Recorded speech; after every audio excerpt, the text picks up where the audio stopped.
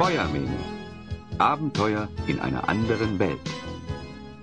Rallye Vacania.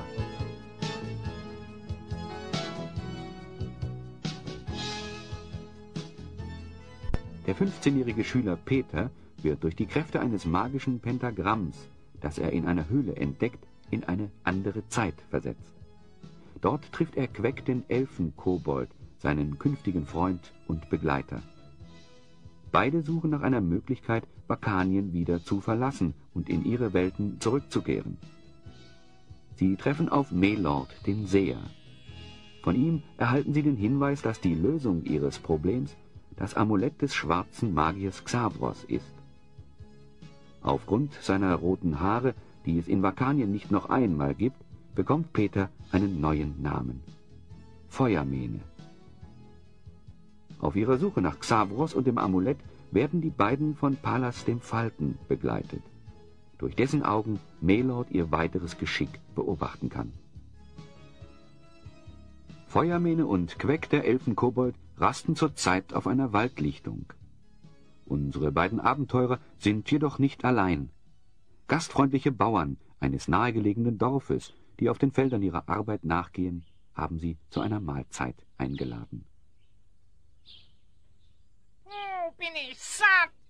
Das finde ich prima von den Leuten. Wir spazieren hier vorbei und werden einfach zum Mittagessen eingeladen. Naja, die Frauen der Bauern haben ja auch reichlich zu essen mitgebracht. Das ist sicher nicht der Grund. Hier, nehmt, isst, so viel ihr noch wollt. Früchte!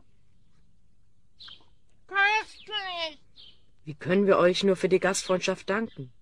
Wenn es euch beiden nur schmeckt, ist es dann genug für uns. Wandersleute, wie ihr seid, die einen weiten Weg vor sich haben, müssen sich ab und zu auch mal richtig den Bauch vollschlagen. Aus dem Dunkel des Waldes bahnt sich lärmend ein gigantisches Etwas seinen Weg auf die Lichtung zu.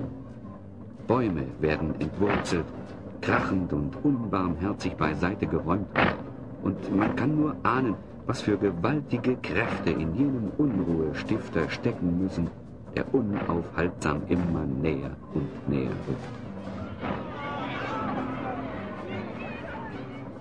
Was mag das sein?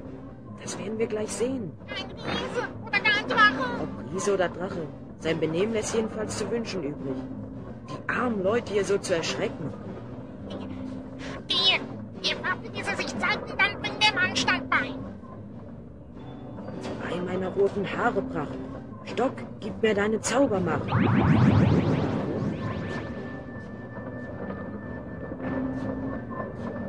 Unglaublich, was sich da auf Feuermähne und Queck zubewegt. Ein Fahrzeug auf 4 riesigen Steinrädern rollt ihnen schnaubend und dampfend entgegen. An der hölzernen, turmähnlichen Konstruktion ist eine gewaltige, hin- und her schwingende Stahlsichel angebracht, die rücksichtslos im Unterholz wütet. Aber nicht nur das Unterholz, sondern auch altehrwürdige Baumriesen werden von dem Monster rücksichtslos mit einem Schlag niedergenommen. Bei Elvira, der Schützling der Elfenkobolde, was ist das? Wenn du mich fragst, das Ding sieht aus wie ein Bulldozer. Diese Drache! Dozer! Wo liegt da der Unterschied? Und wieder einmal beweisen die Wunderwaffen von Melord dem Seher ihre Durchschlagskraft. Nachdem Feuermähne den Zauberspruch gesprochen hat, verwandelt sich der unansehnliche Stock, den er bei sich im Gürtel trägt, in einen weißmagischen Kampfstahl, dem keine Waffe in ganz Vacanien standhalten kann. Auch wird Feuermähne die Kraft von 12 ausgewachsenen Männern zuteil. Und aus dem Knaben wird für den Angreifer ein Gegner, den es zu besiegen übernatürlicher Kräfte bedarf. Doch auch Quecks Zauberbola spricht eine deutliche Sprache. Hol dich, der Elfenkobold! Los, Zauberbola! Ich denke, ich zerstöre am besten mit Hiebestahl eins der Räder. Vielleicht kippt das Ganze dann zur Seite weg. Scheint ja ganz gut zu klappen.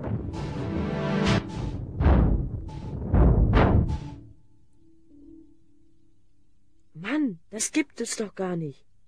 Queck, das ist, oder besser gesagt, das war eine Art Schaufelbagger. Wer kann das hier in Vacanien gebaut haben? Und warum? Hallo, Hilfe, ist da irgendwer? Wenn Sie mich hören können und darüber hinaus noch die Güte besäßen, mich aus den Überresten meines außer Kontrolle geratenen Waldräumers zu befreien, wäre ich Ihnen auf ewig zu Dank verpflichtet. Schnell, Queck, hilf mir. Da liegt jemand in den Trümmern. Ja, Feuerwehr, ich komm. So, den Balken noch. Danke. Ja, gestatten die jungen Herren. Magister Mobilus. Fahrzeug. Das... Nein, das ist kein Fahrzeug. Die genaue Bezeichnung für dieses Mobilum ist Waldräumer. Und Sie haben das etwas gebaut? Kein etwas. Ein Waldräumer. Aber es gehört Ihnen. Ja, gewiss, ich habe den Waldräumer erfunden. Hören Sie, Herr Mobilus. Magister Mobilus, bitte, junger Herr, ja? Na gut, Magister Mobilus. Hören Sie, es tut uns furchtbar leid, dass wir Ihren Waldräumer kaputt gemacht haben. Wir wussten auch nicht, dass da einer drin sitzt. Ach, ihr beide wart das. Beachtlich, beachtlich, beachtlich. Ich bitte nochmals um Entschuldigung. Aber was Sie gemacht haben, war auch nicht in Ordnung. Die Bauern sind vor Entsetzen und Furcht geflüchtet. Wenn da was passiert wäre. Ihr Fahrzeug hat ja den halben Wald niedergewalzt. Aber wenn ich mir so recht überlege, der Name Fahrzeug ist gar nicht so unpassend. Das muss ich mir sofort notieren. Moment. Fahrzeug, jawohl. Möchtet ihr beiden denn nicht mitkommen? Ihr werdet interessante Dinge zu sehen bekommen. Naja, warum eigentlich nicht? Ich hätte da noch eine Frage. Ja? Wozu ist dieser Waldräumer eigentlich gut? Der Waldräumer ist eine interessante Studie. Bei meinem nächsten Modell werde ich die Sicherheitsverstrebung noch erheblich verstärken müssen. Also mir kommt eine Erfindung, die die Ruhe des Waldes stört und Menschen in Furcht und Schrecken versetzt, recht sinnlos vor. Sinnlos? Was gibt es Sinnvolleres, als den Fortschritt Tür und Tor zu öffnen? Was nützt nur die Idee allein? Erdachtes will erfunden sein. Naja, in Vakanien gibt's ja noch genug Wald. Feuermähne und Queck werden von Magister Mobilus zu einer windschiefen Scheune geführt, die am Rand des Dorfes liegt. So, wir sind angekommen. Hier werden alle meine Ideen in die Tat umgesetzt. So wie Ihre Scheune aussieht, Magister, ist Ihnen die Idee von einer Renovierung aber noch nie gekommen. Renovierung? Dein Wortschatz ist bemerkenswert, Junge. Was ist das für ein wohlklingendes Wort? Renovierung. Sag mir, welcher Lehrmeister dich in diesen Dingen unterwiesen hat? Ich komme aus... Damit fangen wir bisher erst gar nicht an. Und was das Wort Ramponieren betrifft, geht es, wie ich meinen Freund kenne, sich um Ihre Scheune. Das Dach zittert ja jetzt schon, weil es Angst hat, jeden Moment zusammenzubrechen. Da kann man bestimmt nichts mehr ramponieren. Ach, alles Unsinn, Äußerlichkeiten. Soll ich etwa mit Äußerlichkeiten meine kostbare Zeit vergeuden? Meine Scheune, nun gut, prunkvoll ist sie nicht. Doch was nutzt ein bunt bemalter Teller, wenn man darin keine Suppe vorfindet? Meine Scheune ist zwar kein schöner Teller, doch im Innersten dieser Wiege des Fortschritts werdet ihr aufregende technische Leckereien zu sehen bekommen, die euer Vorstellungsvermögen bei weitem überschreiten. Mein Großvater pflegte stets zu sagen, nur keine falsche Bescheidenheit, sonst tut es dir vielleicht mal leid. Erst konstruiert, dann patentiert. Es lebe der Mechanikus. Lass ein, Magister Mobilus. Das Innere der Scheune ist eine bunte Mischung aus Schrottplatz, Antiquitätenladen, Bibliothek, Kolonialwarenladen, Chemielabor und Flohmarkt. Durch dieses ganze Chaos zieht sich ein unendlicher Kabelsalat, der nirgends einen Anfang und nirgends ein Ende zu haben scheint. Über alle möglichen Kabelstränge, Holz- und Metallteile steigt der Magister und führt unsere beiden Freunde zielsicher in das Zentrum der Scheune. Ihr erlaubt, dass ich euch einige meiner letzten Erfindungen vorstellen darf. Hier, der automatische Stiefelputzer. Ja, die mechanische Butteraufstreichmaschine. Jawohl, der Nusszerkleinerer. Und hier das neueste Modell, ein Gassenmultiplikator. Mobilum. Oh. Denn immer wieder kommt es vor, dass in den schmalen Gassen des Dorfes die vollbeladenen Heuwagen den Weg versperren. Da gibt es kein Durchkommen für einen, der mal schnell ein Brot beim Bäcker holt oder einfach den neuesten Dorfklatsch auf den Marktplatz erfahren will. Ein Fahrrad mit Stützrädern. Ja. Es ist mir nach langer Forschungsarbeit endlich geglückt, die Abstützung des hinteren Rades so klein wie möglich zu halten und trotzdem eine größtmögliche Stabilität zu erreichen. Dürfte ich noch einen kleinen Verbesserungsvorschlag machen? Ja, bitte sehr. Ja, aber halt, Junge, was machst du denn da? Warum biegst du denn die Stützräder nach oben? Stützräder. Stützräder sind eigentlich nur für Babys da. So, und jetzt rein in die Pedale.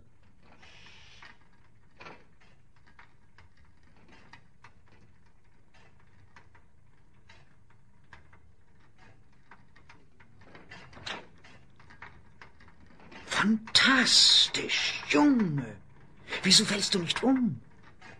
Tja, probieren geht über studieren. Das ist doch ganz einfach. Wenn ein Seiltänzer, von denen gibt es im Elfenland recht viele, auf dem Seil gehen will, benutzt er eine Balancierstange. An diesem Kassenmobilum habt ihr da, wo die beiden Haltegriffe zum Lenken sind, ohne es zu ahnen, eine solche Balancierstange angebracht, die scheinbar, obwohl sie so kurz ist, ihren Dienst tut. Halt, Feuermähne, lass mich auch mal. Hier, Queck. Platz gemacht. Hier komme ich.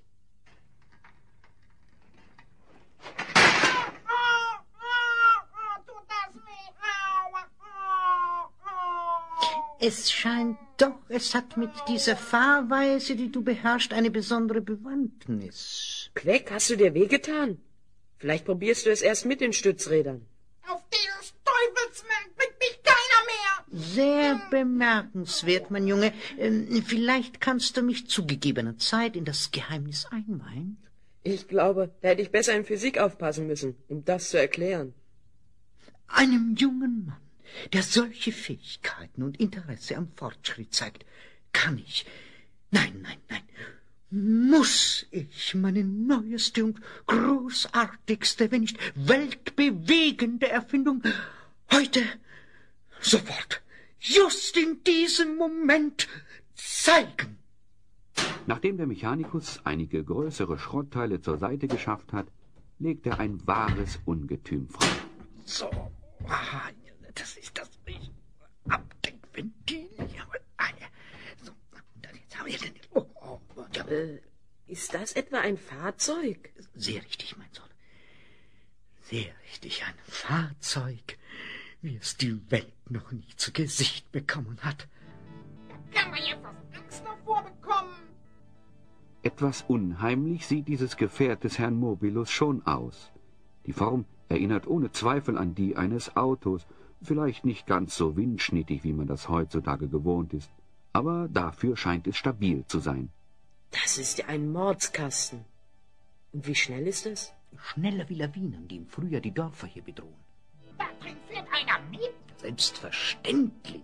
Dafür ist das Mobilum, so nenne ich meine Erfindung, ja konstruiert. Es ist absolut sicher. Selbst bei einem Aufprall bei höchster Geschwindigkeit geschieht den Fahrgästen nichts. Das wollen wir aber lieber nicht ausprobieren. Was wollen Sie mit diesen Dingen anfangen? Eine gute Frage. Dieses Fahrzeug wird mir den Weg ebnen. Den Weg zur Quelle allen Wissens. Quelle allen Wissens? Wo sprudelt die denn? Das Buch der Erkenntnis. Alle Antworten auf die Fragen der Menschheit stehen darin. Doch eine beschwerliche Reise ist es zum Hort des Wissens. Dort ist dieses Buch zu finden. Wenige Menschen haben den Weg bis dorthin gefunden. Da scheinen Sie recht zu haben. Und wie ist es mit den weißen und schwarzen Magiern? Für die wäre es doch ein Klacks. Der schwarzen Magie ist der Zutritt verwehrt. Denn dieser Ort ist unantastbar für die dunklen Mächte. Die weißen Zauberer aber, die weißen Zauberer machen einfach keinen Gebrauch davon. Und wie kommt man dorthin? Über den Weg der Beschwernis, weiter durch das Tal der Ewigkeit, dann durch den Gefahrenwald, die Sümpfe der 12 Brücken und letztendlich das Nebelplateau. Und auf dem Dach des Nebelplateaus ist der Hort des Wissens zu finden. Magister Mobilus, hätten Sie etwas dagegen, wenn wir beide Sie begleiten? Was wollen wir dort? Eine gute und schnelle Art, ganz Vakanien in kürzester Zeit kennenzulernen. Und vielleicht erfahren wir etwas über das magische Amulett von Xavros. Ihr beide seid herzlich eingeladen, mich auf dieser Reise zu begleiten. Doch vorerst wollen wir im Gasthaus noch etwas zu uns nehmen. Ja, ihr seid natürlich meine Gäste. Lasst uns gehen. Feuermähne und Queck verlassen gemeinsam mit Magister Mobilus die Scheune und begeben sich zu einem Gasthaus im Dorf. Doch richten wir Auge und Ohr nun auf einen anderen Schauplatz der Ereignisse. Nicht weit entfernt auf einer der vielen staubigen Straßen, die ganz Vakanien wie ein Netzwerk überziehen, bewegt sich ein uns wohlbekanntes Wesen, das schon oft die Wege von Feuermähne und Queck kreuzte. Der Hyänenspion, jenes Wesen mit dem Kopf einer Hyäne und dem Körper eines Menschen. Einst von Xavros wegen übler Machenschaften gegen ihn zur Strafe in eine Kreatur, halb Mensch, halb Tier verwandelt. Ihn stört sein Aussehen recht wenig und hält ihn schon gar nicht davon ab, sich jede nur erdenkliche Gaunerei einfallen zu lassen. Eine Handvoll Goldstücke oder ein wertvoller Edelstein, das ist alles, wonach sich sein Sinnen und Trachten richtet. Man weiß deshalb nie, ob er gerade auf der guten oder schlechten Seite des Lebens steht. Er, der immer alleine seines Weges geht, wird in seinen Gedanken durch das Geräusch eines nahenden Reiters gestört. Mit sicherem Gespür auf ein Geschäft nach seiner Art wendet er sich dem Reiter zu. »Oh, edler Herr, nur auf ein Wort. Noch nie war es mir gegönnt, solch edles Antlitz zu schauen. Ich wag's und tret heran zu euch. Ihr könnt mir wohl vertrauen. Mein Herr erstrahlt im güldenen Glanze. Doch schaut, dort am Horizont, wie sich gar düstere Wolken bilden.« Ich sehe diese düsteren Wolken. Doch sind sie nicht am Horizont. Vielmehr braut sich dieser Sturm über deinem hässlichen Haupt zusammen, wenn du nicht augenblicklich deine Hand aus meiner Satteltasche nimmst, du erbärmlicher Beutelschneider. Du jämmerlicher Wicht, erkennst du nicht, wen du mit deinen abgeschmackten Tricks aufs Kreuz zu legen versuchst? Ich bin es, Xavros, dem du dein wunderschönes Aussehen zu verdanken hast. Ich habe wohl bemerkt, dass dich dein Aussehen wenig daran hindert, auch weiterhin deinen dunklen Geschäften nachzugehen. Und ich muss sagen, solange du nicht versuchst, mich zu betrügen, amüsiert es mich sogar dann und wann, wenn ich zufällig Zeuge deiner Taten werde. Heute jedoch liegt es bei mir, dir ein Geschäft zu unterbreiten. Ich denke mir, dass es doch manchmal recht lästig sein muss, durch dein Aussehen so gut im Gedächtnis der Betrogenen und Übervorteilten zu bleiben. Und irgendwann, so schlau du es auch anstellen magst, bist du so bekannt, dass die Jagdgründe, in denen du im Trüben fischst, immer kleiner und kleiner werden. Darum mein Angebot. Ich gebe dir dein früheres Aussehen zurück, oder ein Dutzendgesicht, so unauffällig wie eine Blindschleiche an einem sonnigen Tag auf einem Mauervorsprung. All dies für einen kleinen Botendienst, für den ich im Moment selbst nicht die rechte Zeit aufbringen kann. Wie konnte ich denn ahnen, dass ihr es seid, Meister der Zeit? Versteht mein Tun, denn ohne Übung bringt es der Schüler nicht sehr weit. Ihr habt so recht, wenn ihr vermutet, dass man im Land mich zu gut kennt und jedermann, ob nah, ob fern, mich schon beim Namen nennt. So bin ich denn nicht abgeneigt, für eure Sache wohl zu streiten. Sagt, was ich für euch tun kann. So werde ich mich entscheiden. Entscheidungen bleiben bei Geschäften zwischen dir und mir allein meine Sache. Nun denn, ich habe Wissen von jenem Ort, den man den Hort des Buches der Erkenntnis nennt. Allzu beschwerlich ist der Weg dorthin, und zu Fuß hat noch keiner diesen Ort erreicht. Ich muss erfahren, was für Erkenntnisse in diesem Buch geheim gehalten werden. Ich selbst kann mich nicht dorthin begeben, da weißmagische Kräfte ihn beschützen. Bislang war es für die schwächlichen, im erkränkelnden Sterblichen völlig unmöglich, zu diesem Buch vorzudringen. Doch habe ich Kunde von jenem Mechanikus, der hier in dieser Gegend weilt und ein Fahrzeug, ein wahres technisches Wunderwerk entwickelt hat. Ohne magische Qualitäten freilich, doch geeignet, einen wahrhaft Suchenden an sein Ziel zu bringen. Der Vorschlag klingt mir gut im Ohr. Wo finde ich das Fahrzeug vor? Dort in jener Richtung, wo deiner Meinung nach die düsteren Wolken sich befinden. Nicht weit vom Dorf entfernt. Dort findest du das Laboratorium des Magister Mobilus vor. Hier, lies das Dokument.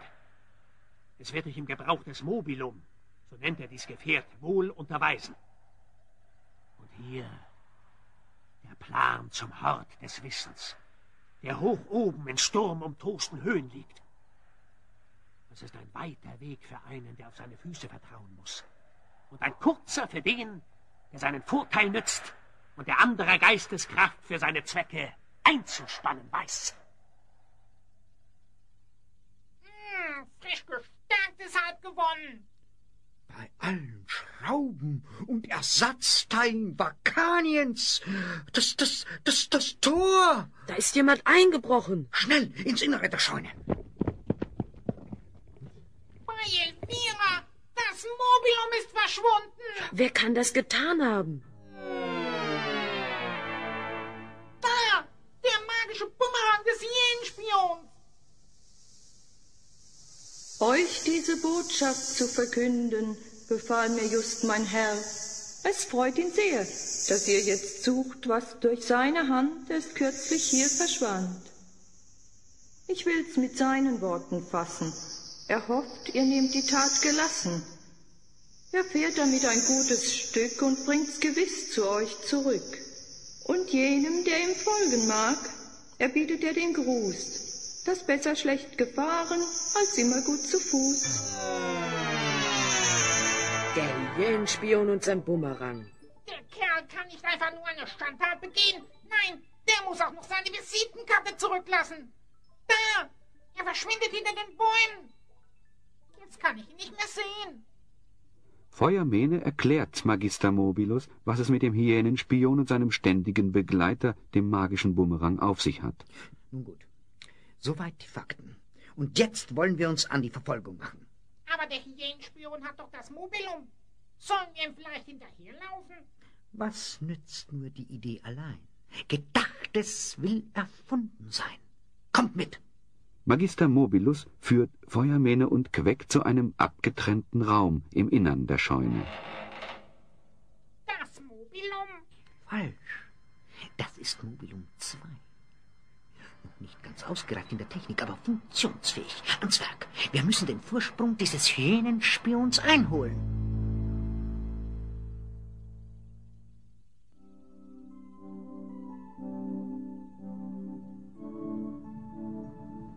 Das Mobilum 2 ist auf dem Weg zum Hort des Wissens. Seine Insassen, Magister Mobilus, der Erfinder, Feuermene und Queck, der Elfenkobold. Das Dorf liegt weit hinter ihnen und sie fahren auf einem steinigen Pfad den Berg der Beschwernisse hinauf. Doch auch die Gegenpartei ist nicht untätig. Der Hyänenspion, im Besitz von Mobilum 1, erhält bald durch seine magische Kristallrose Nachricht von Xavros, dem schwarzen Zauberer. Törichter Narr! War es nötig, dem nächtlichen Diebstahl noch das Siegel deines Namens aufzudrücken? War dir das Lob deines Auftraggebers nicht Ruhm genug? Für überflüssige Prahlerei ist keine Zeit. Mein Herr, was soll der Veretant? Das Fahrzeug ist in meiner Hand. Warum soll ich die Freude mir nehmen, den Schaden mit dem Spott zu krönen? Was macht die Tat den Kopf euch schwer? Das Fahrzeug sind ihr nimmermehr. Unwissender Schwätzer! Wende dein räudiges Haupt für einen Augenblick. Sage mir, was du dort erblickst. Mein Herr, das ist sehr sonderbar. Ein Fahrzeug wie das meine gar. Fürwahr! Darin sitzt niemand Geringeres als derjenige, dem du das Fahrzeug stahlst. Du Prahlhans! Das sind die reifen Früchte deiner anmaßenden Aufschneiderei. Mein Herr, ich konnte doch nicht ahnen. Genug! Beschränke deine Geschäftigkeit mehr auf deine Arbeit, als auf doppelzüngige Wortspielereien. Auf das Letztere verstehst du dich wohl. Mich beeindruckst du damit nicht. Doch nun zu diesem Störenfrieden. Es ist an der Zeit, ihren staubigen Weg mit Steinen zu pflastern. Ha, ha, ha, ha, ha!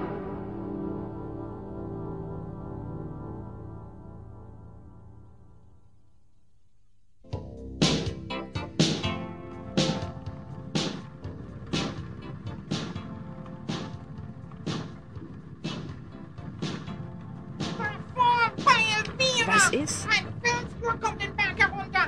Er wird das Mobilum zerschmettern. Was nützt nur die Idee allein? Gedachtes will erfunden sein. Ziehe den Hebel. Vom Dach löst sich eine Rampe und schiebt sich vor das Mobilum. Das ist meine Schutzbarriere für Steinschlag. Der Stein wird über uns hinwegrollen und dem Mobilum keinen Schaden zufügen. Moment mal. Was machst du, Junge? Bleib hier, es kann dir nichts passieren. Bei meiner roten Haarepracht. Stock, gib mir deine Zaubermacht. Feuermänner,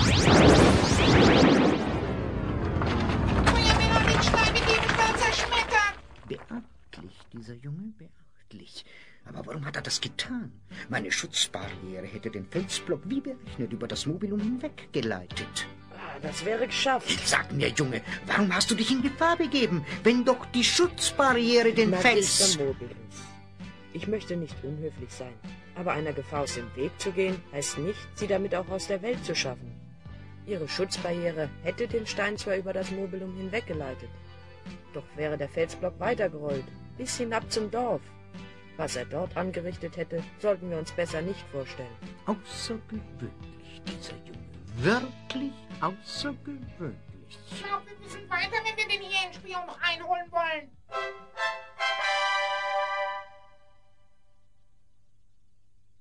Weiter geht die Reise ins Unbekannte. Der Vorsprung des Hyänenspions hat sich vergrößert. Mobilum 1 hat den Berg der Beschwernisse überquert und nimmt Kurs ins Tal der Ewigkeit. Eine gigantische, endlose Steinwüste, soweit das Auge reicht. Höre, einfältiger Narr! Jene, die dich verfolgen, sind noch immer auf deiner Fährte. Habt ihr mir nicht den Stein geschildert, der solche kecke Neugier mildert? Zügle deine Zunge, infamer Aufschneider! Mir scheint, hier ist größere Magie nötig. So werde ich das Tal der Ewigkeit in ein gewaltiges Binnenmeer verwandeln. Oh, lasst ab von solch gar üblem Sinnen! Verzeiht, mein Herr, ich kann nicht schwimmen! Erbärmlicher Feigling, höre auf, um dein armseliges Leben zu jammern! Wisse, das Meer, das ich schaffen werde, ist nur ein Trugbild, nur eine Illusion. So fahre getrost weiter und lass dich nicht von dem berühren, was deine Augen vermeintlich erblicken. Feuer, Mene, Queck und der Magister haben mit Mobilum 2 ebenfalls den Berg der Beschwernisse überquert. Doch zu ihrem Erstaunen sehen sie alles andere als ein Tal vor sich. Ein Phänomen von ganz besonderer Art.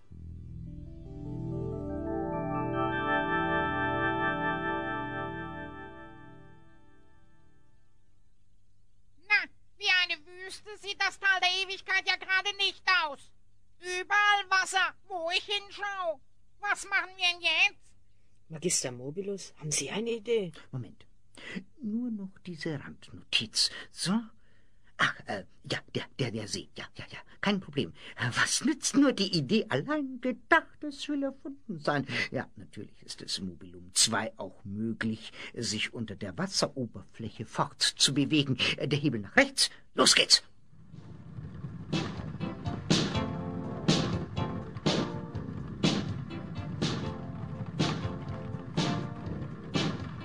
Das ist komisch. Was meinst du damit, Feuermähne? Was war das? Tja, da muss ein Rad gebrochen sein. Wartet einen Augenblick.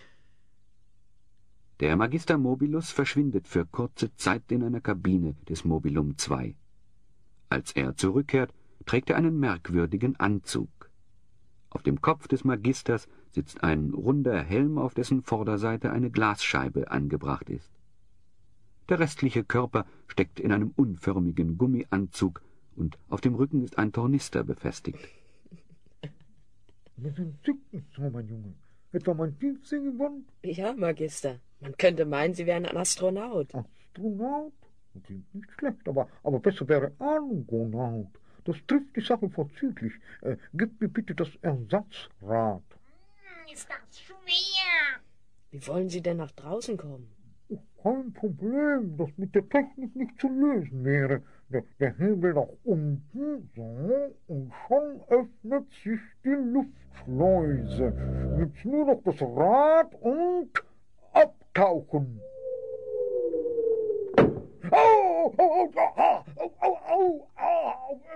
Mein Rücken. Das dachte ich mir doch gleich. Das Meer ist nur ein Trick. Was machst du, Feuermähne? Komm, Quack. Oh, mein Rücken. Oh, so, den Helm ab. Ja, den Helm. Danke. Junge, aber wo ist denn der See geblieben? Der See hat nie existiert. Eine Halluzination, ein Trugbild. So etwas funktioniert nur, wenn jemand auch daran glaubt. Doch hegt man Zweifel an der Erscheinung, verschwindet es einfach, wie es gekommen ist. Mir ist vorhin schon so ein Gedanke gekommen. Obwohl wir unter Wasser waren, klang es überhaupt nicht danach.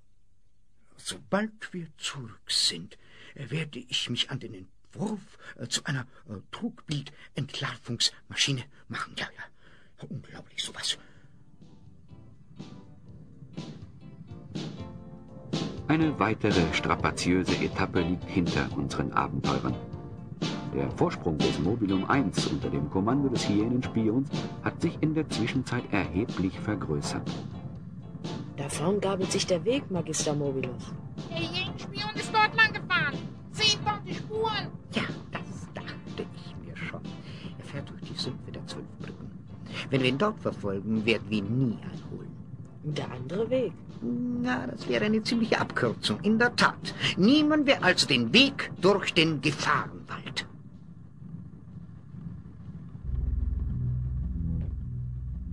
Magister Mobilus, warum heißt der Wald eigentlich Gefahrenwald? Oh, belanglos. 2 verfeindete Eingeborenenstämme, die sich bekriegen. Fremden gegenüber ist man hier nicht gerade freundlich gesinnt, wie ihr euch denken könnt.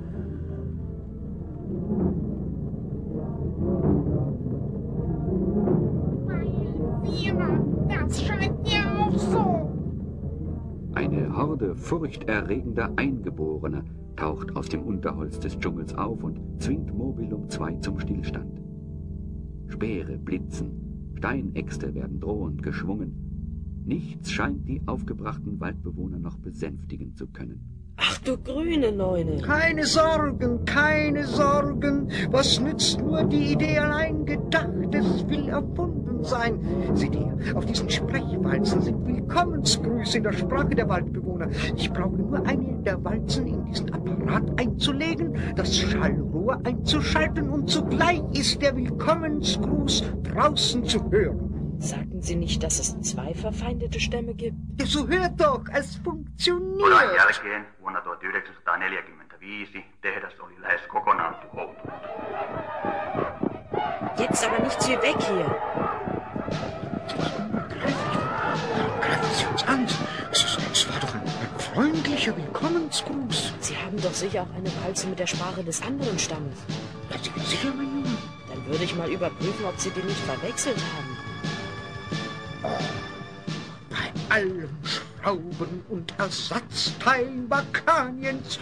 Tatsächlich. Schaut besser mal nach vorn. Wir fahren auf einen Abgrund zu. Und hinter uns die aufgebrachten Eingeborenen. Das kann ja heiter werden. Überlasst das Steuern nur Magister Mobilus. Aber Sie fahren genau auf den Abgrund zu.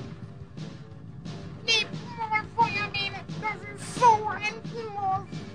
Haha, was nützt nur die Idee allein? Gedachtes muss erfunden sein. Ratatatita, ratatatita, ratatatita, ratatatita.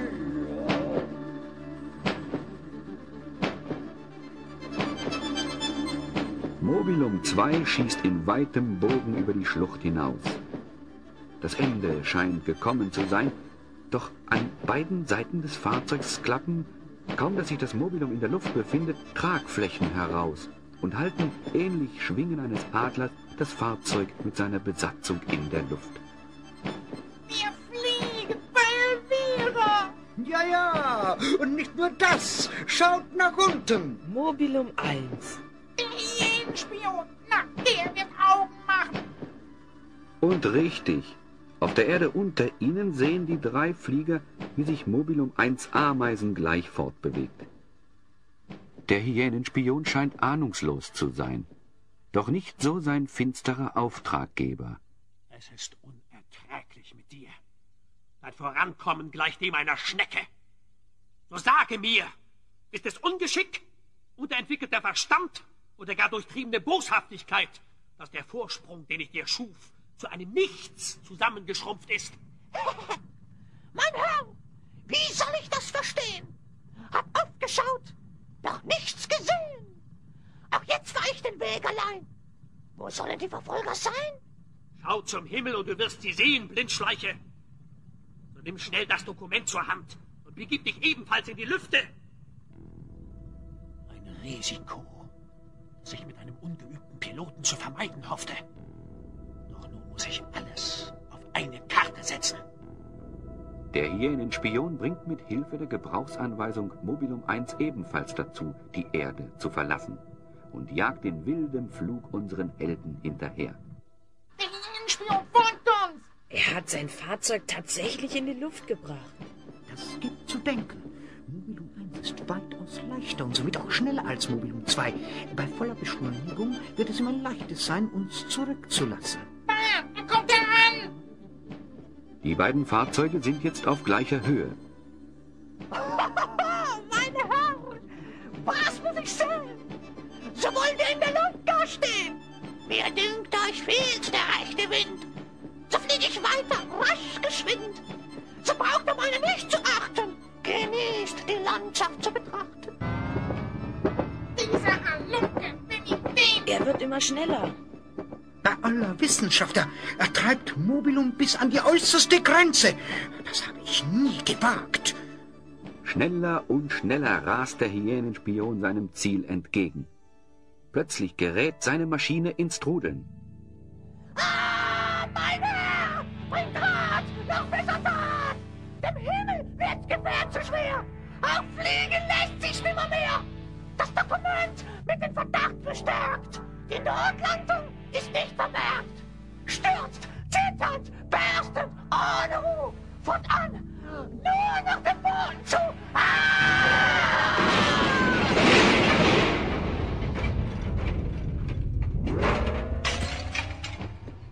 Oh nein, der Hyänenspion ist abgestürzt. Mobilum 1 ist zerschellt. Hoffentlich ist ihm nichts passiert.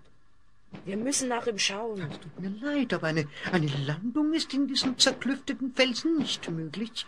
Dort, wir fliegen auf das Nebelplateau zu. Zieh den Hebel, Junge. Wir müssen landen. Achtung! Ja, Achtung, so! Mobilum 2 ist gelandet. Feuermähne, Queck und der Magister entsteigen dem Fahrzeug. Die Hochebene trägt den Namen Nebelplateau zurecht. Man kann die Hand nicht vor Augen sehen.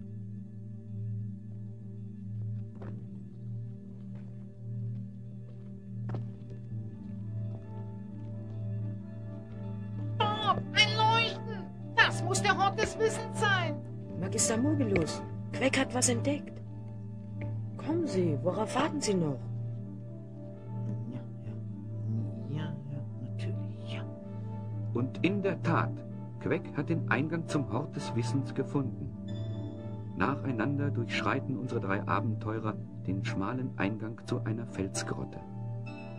Die winzig kleine Flamme des ewigen Lichtes, das sich auf dem altarartigen Stein, auf dem das Buch der Erkenntnis liegt, befindet, spiegelt sich tausendfach in den bizarren Kristallgebilden an der Decke der Höhle in einem wild bewegten Funkenspiel. Dort liegt das Buch der Erkenntnis. Danke, aber ich weiß einfach nicht mehr so recht.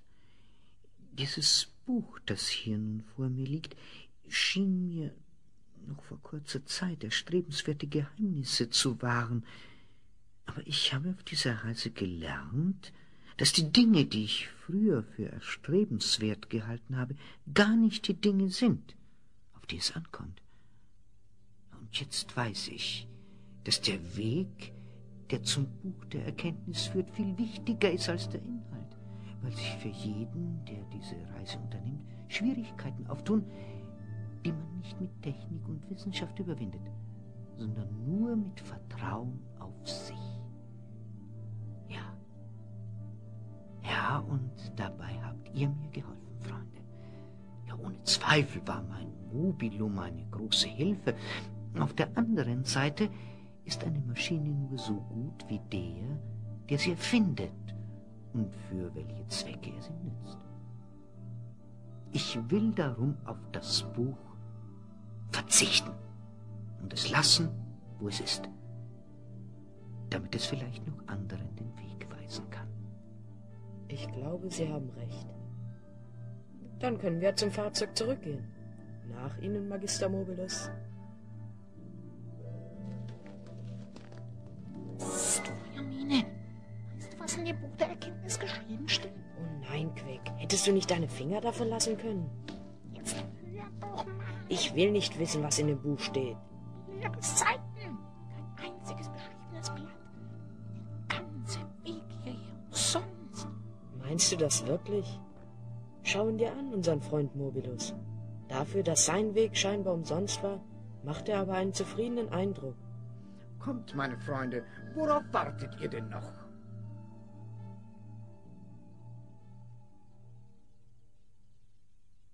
Diese Missgeburt von Erfinder. Alle meine Träume hat er mit seinem fluguntauglichen Apparat begraben. Ich muss eine neue Möglichkeit finden, mir dieses Buch zu verschaffen. Vor Xavros, dem Herrn über Zeit und Raum, dürfen keine Geheimnisse verborgen bleiben. Wenn ich nur wüsste, was in diesem Buch steht. Wenn ich nur wüsste, was in diesem Buch steht. Wenn ich nur wüsste, was in diesem Buch steht.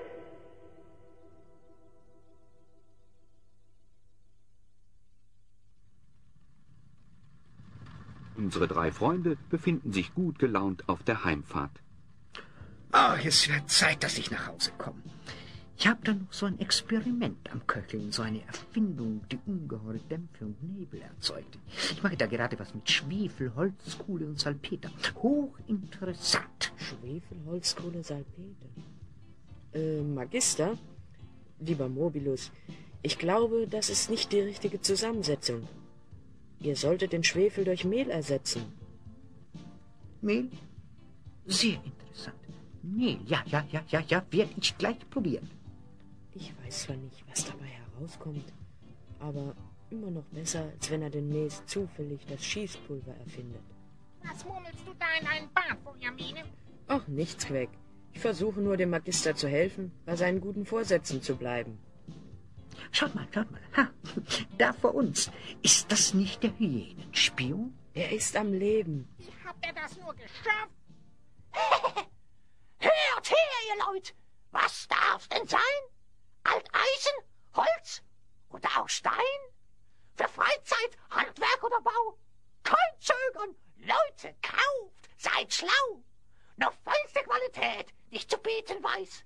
Und alles nur zum halben Preis.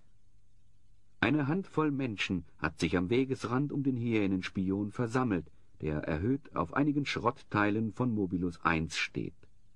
Man lauscht interessiert den Worten des Hyänenspions. Unfassbar! Dieser Kerl macht doch aus allem ein Geschäft. Ach, lassen wir ihn den Schrott verkaufen. Der Absturz war ihm sicher eine Lehre. Mit den Trümmern kann ich sowieso nichts mehr anfangen. Der und eine Lehre ziehen, dass ich nicht lache. Fahren wir trotzdem mal hin. Oh, meine Freunde, schön euch hier zu sehen. Ich hoffe, ihr werdet mich verstehen. War nur ein Rädchen im Getriebe. Handlanger von Xavros, den ich nicht sehr liebe. Ein neues Gesicht wurde mir versprochen. Doch hat er nur sein Wort gebrochen. Na, wenn ich so ein Gesicht hätte, würde ich auch einiges tun, um hübscher zu werden. Aber das habe ich ja nicht nötig bei meinem Aussehen. Im Rausche der Geschwindigkeit habe ich zu sehr dem Glück vertraut. Der Sturz war tief, mag nicht dran denken. War nicht geübt, sicher zu lenken. Ich denke, ihr habt gefunden, was ihr sucht. Den Hort des Wissens und das heilige Buch. Ich meinerseits habe nun genug von diesem Zwist. Unkraut vergeht nicht, wie ihr wohl wisst. Mag sein, die Technik ist ein Segen. Werd mich trotzdem weiterhin zu Fuß bewegen. Es sei vergeben und vergessen. Viel Glück beim Schrottverkauf. Magister Mobilus, ich glaube, es wird auch für uns Zeit, uns zu verabschieden. Wir haben noch einen langen und weiten Weg vor uns. Schade, ich habe mich schon zu ans Fahren gewöhnt.